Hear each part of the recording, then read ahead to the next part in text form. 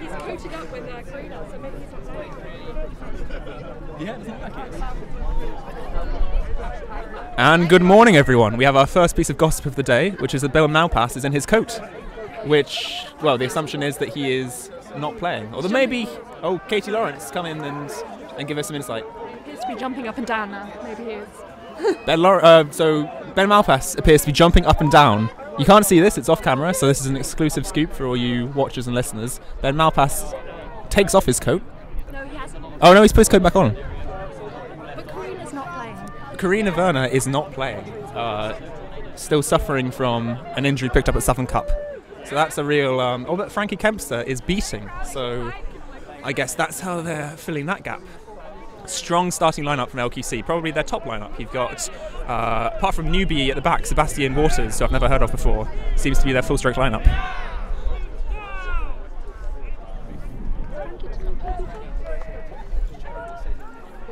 In fact, a full Team UK starting lineup from LQC. And Stevens gets the ball, passes it back to Sebastian, the new kid on the block. And they slowly walk up the pitch, Seb barking out his orders. Big boy Latoy is scared by Frankie. And the ball goes straight into the hands of David Goswell, the keeper for Mammoths QC today. Mammoths called so because they're very, very slow. Oh no, wait. And that's the first goal from Luke Trevette. Apologies, all Mammoths fans. I didn't mean it. Mammoths are, in fact, very fast. And David Goswell now has the ball.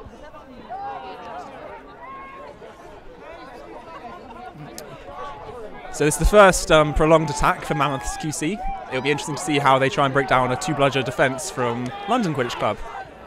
And so far, great beat there from Frankie Kempster.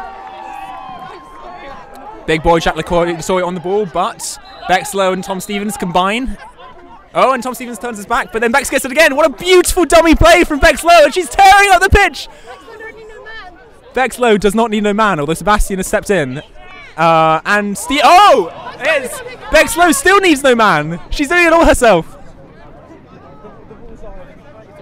We have Luke Trevette on the ball and Mammoth's chaser chasing him.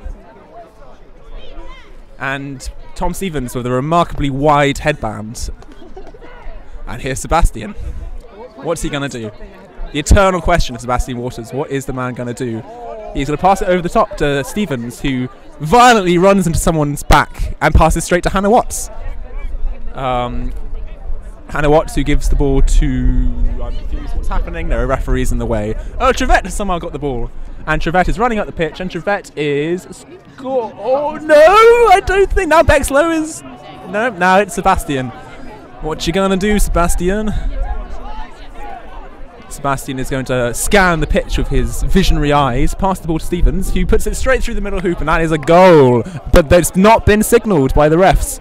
That one is... I thought that was a goal, but we'll move past this. Somehow... No, okay. And that is a reset. The reset is used for London Quidditch Club. Bexlow is running into Jack Latoy, who tackles her, but she manages to get the ball away to Tom Stevens, who gets past Dave Goswell and puts it straight through the middle hoop, and that is a goal, finally. I believe the score is 20-0 to London Quidditch Club. Ooh.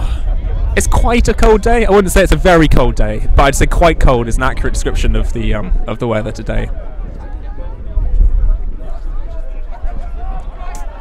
That is a great long-range beat from the Mammoths beater on both of the LQC beaters. Jack Latoy is now... Oh, he gets a good tackle there from Stevens.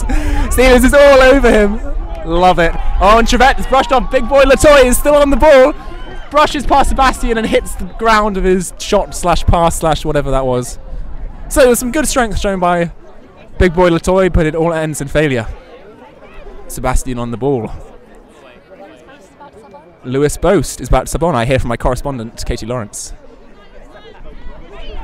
Lewis Boast probably for Jacopo, one assumes. Double beating sub. George Whiting is also on the subs box. That was a great beat there from Jacopo. There is a pile of bodies. Who knows who has the quaffle? Does it matter? David Goswell has the quaffle. The mighty Mammoth keeper emerges, plods up the pitch. Maybe if it was more cold, the Mammoths would be more in their element. Food for thought. I thought Stevens was going to absolutely wreck him there. Here he goes. Oh no, the ball goes to the in fear of the wrecking from Stevens. Goswell throws it to no one. Here comes Sebastian. Look at the pace on the young lad. Look at the little waving arms like a windmill. Oh, and he's somehow still got it to Stevens by like several people, but Stevens was beat and then passed it. Is that not a turnover? It's not a turnover apparently. Lizzie Keegan on for Bexlow, and she is beat, but the ball is with Trevette, who shoots into the keeper. There is now a tall Mammoth keeper on the pitch. Does anyone know his name? The Mammoth's keeper who currently has the ball. We don't know his name, but people are finding out for me. Apologies, Mammoths fans, again. I'm not particularly doing your team justice. Sebastian Waters is shouting, go, go, go. What does it mean? It means pass the ball very, very, very long to Stevens, who then scores. Go, go, go. A remarkable play there from LQC. His name is Julius Eckhart. Julius Eckhart, a majestic name for a majestic Mammoth.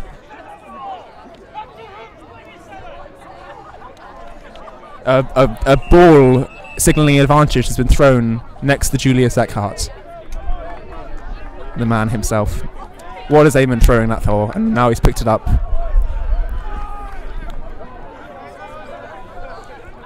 The refs are huddling, discussing, contemplating. What do you think they're discussing? I honestly have no idea.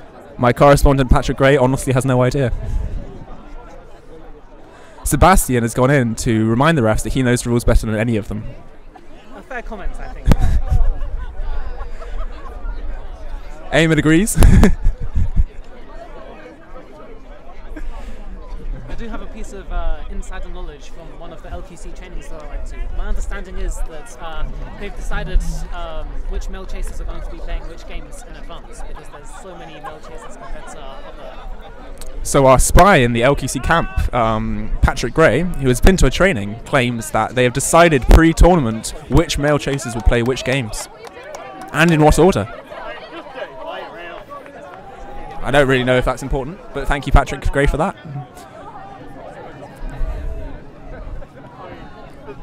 Ben Pooley is now on the pitch with a bludger, a purple one.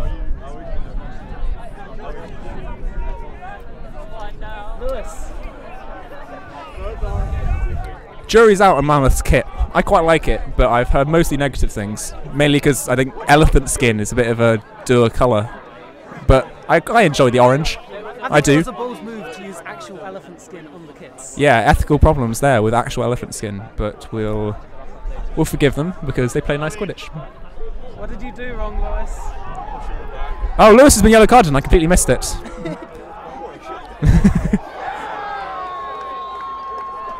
Abby Whiteley on the ball. The long arm of the law. Tej is wrapping her, and then Abby's getting annoyed. But the ball is still with LQC. Sebastian is on the ball. Somehow she's got it away. What's going on? Julius? No, it's not Julius. Where's Julius? Sebastian has succeeded in blocking the shot. And Mammoths retreat in a herd. A stampede, one might say. Oh, Ruben Thompson! Here we go. This is a big moment for LQC. Their new signing from Falmouth, who wants to pick up some golds. Although let's be honest, they're going to be silvers. Here we go. He's on the ball. He's charging through people. He got beat though, but so they're calling it no good. It was a great shot from Ruben, but the beat came just before. Great play from Mammoth Beaters. And Ruben comes up to kill someone because that's what he does. He's super lovely, incidentally. A really, really top bloke. He's been beat by his own person. And Sebastian Waters has the ball for... Oh, and here he goes. Here he goes. He's going to be beat. He's going to be beat. He's not going to be beat. He is, in fact, going to score. And sub himself off. Farewell, Sebastian. Your debut for Quidditch in the UK was very impressive. I think we'll see more from him in the future. Dominic Eyre, ex-Brizzle Puff, is currently on the pitch, barking out orders. Score is 40-0, says Eamon. Thank you, Eamon. Matt Bateman also on the pitch. Bateman looking twitchy and nervous, but also venomous and with a a kind of diary glint in his eye. Here he goes, he shoots, he misses Ben Pooley's head. Here goes big boy Latoy. No, it's not Latoy, he's not even on the pitch, it's Ruben Thompson in fact, another big boy, just it doesn't rhyme. That was a strange backwards flick from Ruben, but somehow it worked really well. And Bexlow scores, as Bexlow does. That is I think that's the biggest height difference on a pitch today. Tej passing to Bexlow. I'm pretty sure he is double her height.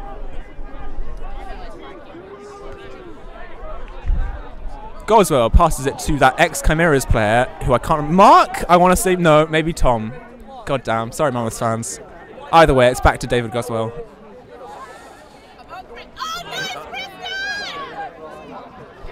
And Goswell passes it to... I don't know if we're calling that beat before or not. I mean, it was a great move. I think they've not given it. Ooh, I think it was... I mean, I would have given it if I was a ref. There we go. We have confirmation from our beautiful ref team that it was no goal. Bexlow on the ball. Bexlow passes it back to Dominic Eyre. Dominic passes it to Ruben. Ruben has a man in front of him.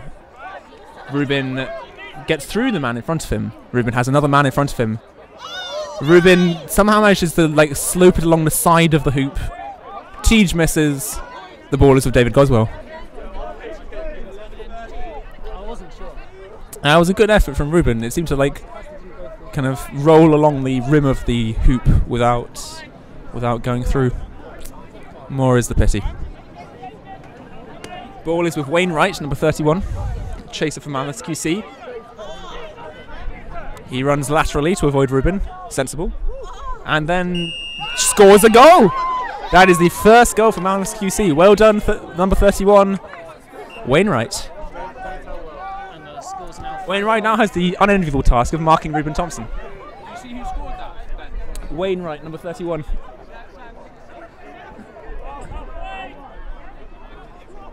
Dominic Eyre on the ball. The Brizzle Bear passes to the ex-Brizzle Bear, passes to the ex-Falcon. Were they fun with Falcons? I think they were. You know Ruben builds boats in his spare time. I'm not even joking. That was not such a good pass. The ball is with David Goswell. Score is 5-1 to LQC. So, you know, ostensibly still a game, still a match. LQC have not run away with it yet. Maybe they never will. Watch and find out.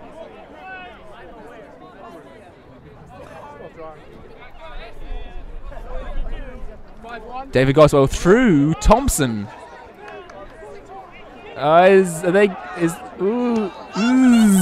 Yep, turnover. And Dominic Eyre. What's he gonna do? That is a mighty beat there, but Frankie managed to block it because Frankie does what Frankie does.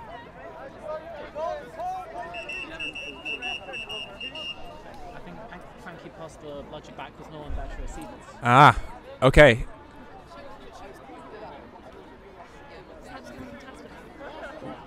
I think Seb's going to say that Bateman was going to tap back in and do that for us. Sebastian is once again going to add his ref skills and knowledge to the conversation in aid of his beta pair, who I believe are about to be penalised.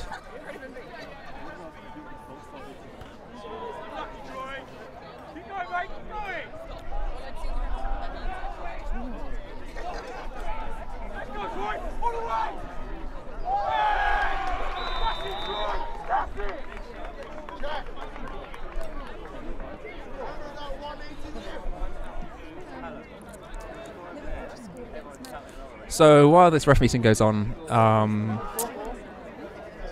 I've been really enjoying the musical 6 this week. Never listened to it before.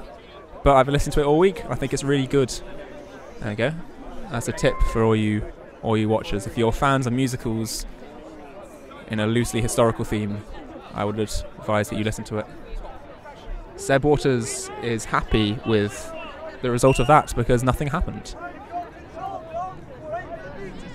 Dom has been told by Sebastian to wait for the beaters, which he promptly does, before passing it to Harry Smith, who scores a beautiful goal. That was very nice Quidditch from LQC. Harry popping up as if from nowhere. Isn't it nice to see David Delacca on the pitch again, and in a refereeing capacity in this instance? 11:45. Unlucky 81. That was a good attempt. Frankie Kempster once again is safe. She is remarkable at blocking bludgers. Jack Latoy is not a big boy enough in that occasion. The ball sails over his hands, and now Dom is taking up the Sebastian war cry of go, go, go. Seems to be an LQC keeper thing, but he does indeed go, go, go to Ruben, who misses. And the ball... Oh, now Jack Latoy is imitating the Sebastian war cry, but no one listens. Hannah Watts on the pitch. Prolific goal scorer, Hannah Watts. What can she do?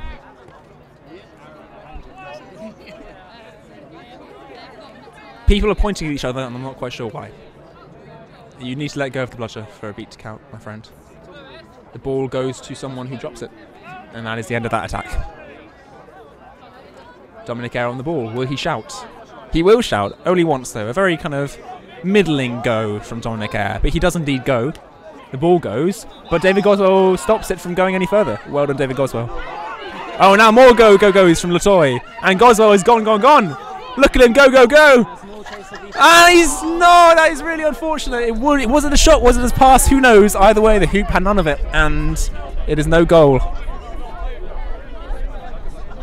The ball is with a man I do not recognise and probably should, and then it goes to Stevens. I mean, the back of his name is a complicated name that I will try and read when he what is the number 1, Marshallak. Marshallek? Is Seb being tackled? He is not being tackled. Jack Latoy loves some violence, but Seb is a quick little man. As exemplified. Oh, Lizzie Keegan, that was almost fantastic. Really nice catch. Great defence from David Goswell. Great pass from Seb Waters as well.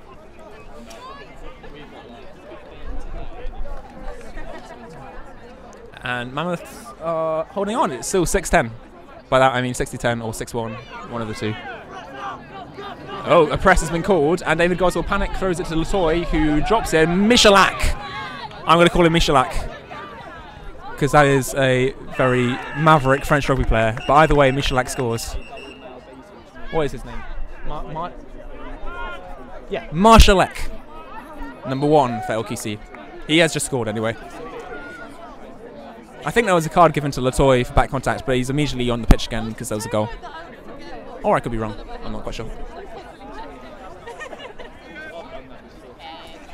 Who's taller, Lizzie Keegan or Bex Lowe?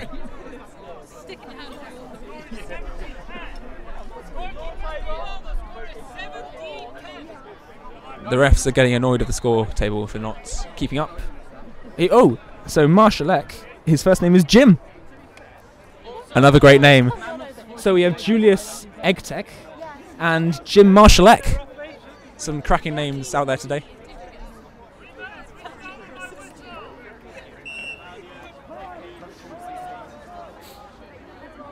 And David Goswell has the ball. And David Goswell subs off for Julius. And the Mammoth Stampede begins. Yeah, that comment from Charlie. Oh, the ball. Sebastian manages to knock the ball away. And go. The ball goes. Julius, what a great take from Julius there. Fantastic. Stevens and Julius clash in the air. Stevens' gigantic headband is quite a sight. Julius, that was majestic. I enjoyed that greatly. The beaters are dueling. Jacopo has been... Oh, here we go, LQC. It's 1-on-1. Now it's with that fella, and he scores! Well done, Mammoths. Great goal.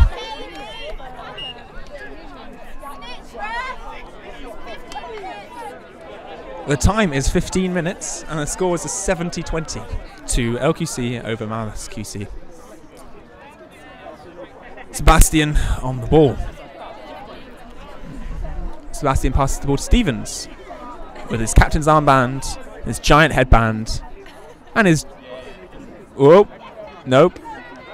Tackle him again, nope. And try and tackle him again, nope.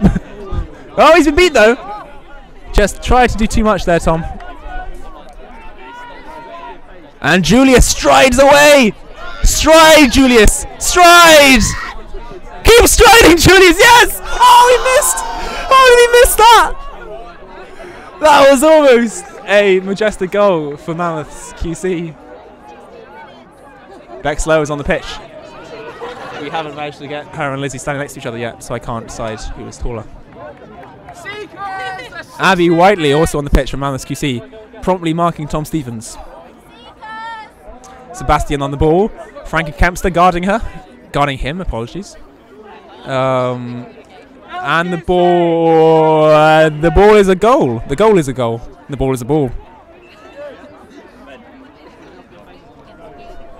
I'm now holding a headband for Tom, which is kind of sweaty because Tom is a sweaty man. Tom Stevens. That is a wild pass over the top. And here comes Tej, who is going to be seeking alongside Michael Ansel of poetry fame. And Stevens jumps over Hannah Watts to score a remarkable dunk. Your snitch today is Thomas Norton, known for leading Kiel in days of yore, captaining Team UK, and being a general all-round good fella.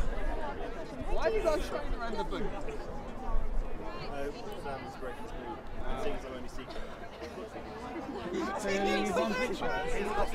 Julius passes the ball to Abby Whiteley, who is beat and retreats. And Sebastian throws a long ball to Luke Trivette.